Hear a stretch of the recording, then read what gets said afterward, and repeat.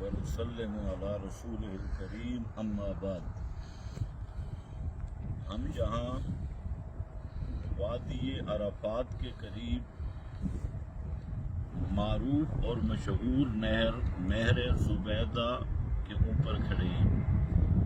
ہمارا کیمرہ مین وہ نہر زبیدہ کی بالکل چھت پہ بیٹھا ہے، اور یہ سامنے یہ نہر زبیدہ ہے، اور یہ نہر عباسی دور کے 5ویں خلیفہ ہارون الرشید، جہاں ایک بات ذہن میں رکھیں کہ تقریباً 100 سال تک بنو امیہ کی خلافت رہی، اور 100 سال کے بعد بنو عباس کی خلافت کا دور شروع ہوتا ہے۔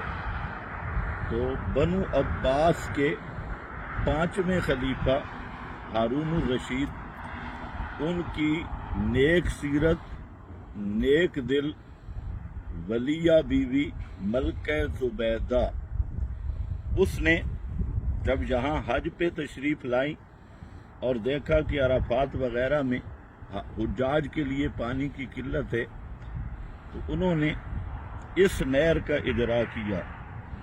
تو اسلامی تاریخ کی ایک عجوبہ بھی ہے، اور فن تعمیر کا ایک شاہکار بھی ہے کہ کئی کلومیٹر تک یہاں پانی پہاڑ کے دامن میں ایسے طریقے سے لایا گیا کہ اگر کیمرہ مین دکھا سکے تو یہ نہر کہ یہ اندر کی جگہ یہ پتھر ہیں دونوں طرف سے، اور اوپر اس کا لنٹر بھی پتھروں سے کیا ہوا ہے، نیچے سریا بھی موجود ہے، اور بڑے بڑے پتھروں سے اس کو ایسے طریقے سے اس دور میں بنایا گیا۔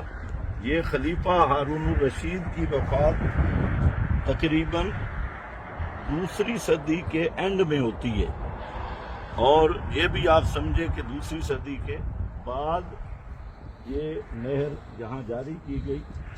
آج بھی جتنے تعمیرات کے انجینئر ہیں اور ماہرین ہیں وہ حیران ہیں کہ اس دور میں یہ اس طرح کی تعمیر یہ کس طرح کی گئی اور کس طرح کے انجینئر تھے۔